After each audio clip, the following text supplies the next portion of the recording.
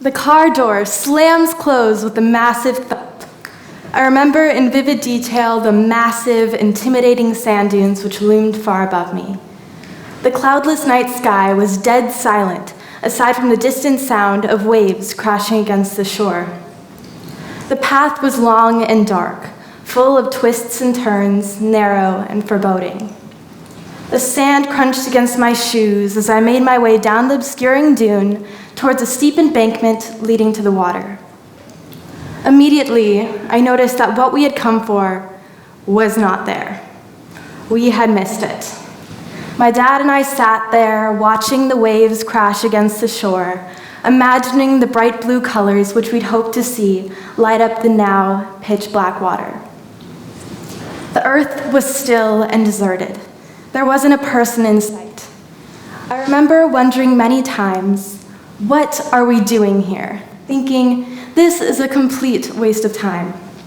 At 11 p.m. on a random Tuesday night, my dad and I had found ourselves at Marina State Beach in search of bioluminescence, which we ultimately never found.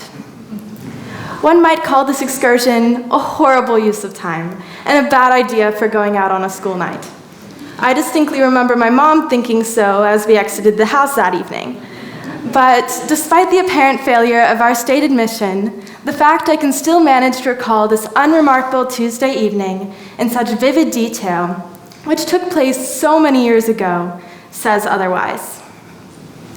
I've always been intrigued by the idea of time, why a microwave minute feels so much longer than a normal minute, why a watch pot never boils, why time drags when you're bored and flies when you're having fun. If the only constant in our lives is time, why does it feel so inconsistent? Well, whether we choose to accept it or not, time controls us in many ways. We live our lives on firm deadlines and expectancy, being told proverbs such as, time is money, and the early bird gets the worm. Despite their inspirational intent, proverbs like these left me with an unhealthy fear of wasted time. In my household growing up, I had two full-time working parents who had very little free time. They dropped me off at school early in the morning so that they wouldn't be late to their meetings, and after school, they'd load me up with as many extracurriculars as possible so I'd have something to do while they were off at work. My mom tells me that one time when I was in second grade, I sat her down for an important talk and proceeded to tell her that I was overbooked. Now, my mom and I look back and laugh at this moment, as being overbooked isn't exactly a typical problem for the average second grader. But as a result of growing up with nonstop activities, I now have a lingering feeling that any time I spend doing something which I consider to be unproductive is wasted time. This is a problem that I know many have struggled with. In fact, it has been proven through studies that we as a society are obsessed with time. The folks over at the Oxford English Dictionary say that time is the most commonly used noun in the English language, with year coming in third, while day and week both make a showing in the top 20. Our obsession with time reflects how much we value it, and by extension, how much we want to avoid wasting it. But maybe time shouldn't matter so much to us. As kids, we don't care that days of playing games and having fun are long and unstructured.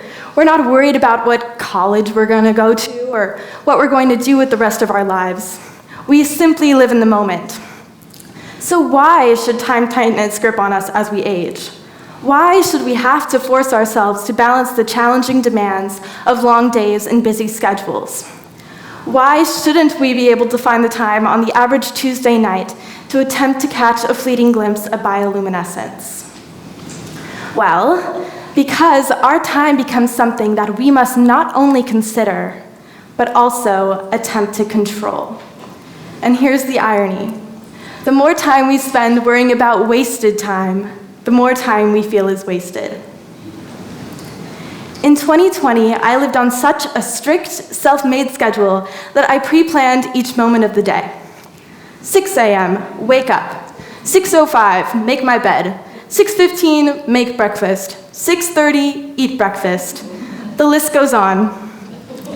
Looking back on 2020, I now realize that this schedule did not only make up one day, it made up a whole year of my life. But can I tell each day apart? Not at all. Do you all distinctly remember each day during the COVID-19 pandemic? Probably not. Maybe you remember the first day we went into quarantine. Maybe you remember starting online school or work. Maybe you remember the day vaccines were released. There's probably a reason for each memory you have. Those moments stood out to you above the others. Consistency and schedules can help us stay organized, but if overdone, they can limit us. Our lives metaphorically shorten as our days blur together. When I take a moment to reflect and look through old memories, I notice one subtle pattern. In the end, I only remember my highs and lows, rarely the in-between. My vacation from 11 years ago feels like yesterday, but I can't remember what I ate for breakfast. I remember getting lost on a four-doored hike in middle school, but I can't remember what questions were asked on my AP Bio test last week. Good or bad, emotionally charged memories are preserved in greater detail compared to neutral ones. But why do we remember certain things and not others? Studies show that oftentimes we forget due to a phenomenon called interference. Sometimes our memories will compete and interfere with other memories. When information is very similar to other information previously stored in memory, that is when interference is most likely to occur. For example, let's say you're in Mr. B's class, and tomorrow he decides to teach you about 7 different wars. I'm betting that you are going to exit that classroom with all 7 of those wars jumbled up in your mind, as they certainly had some overlap. But on the other hand, let's say for that same class, Mr. B instead decides to jump up on the table and to sing to you about one of those 7 wars. I'm betting that his students are going to remember and talk about that moment for ages. To do the exact same thing every single day is to allow for interference to occur and for your memories to blur together. The memories we make influence the way we perceive the world around us, the way we react to new situations, how we perceive ourselves, and how we interact with others. For these reasons, our memories are incredibly important and not something to be taken for granted. I remember my 2nd birthday party. I remember finally buying the penny board that I'd been obsessing over for weeks. I remember my finest essays. I remember my worst grades. I remember my sophomore speech. I remember meeting my best friends. I remember moving schools. I remember almost burning down my house during my science fair experiments. And one day, I hope I'll be able to say that I remember giving a TEDx talk.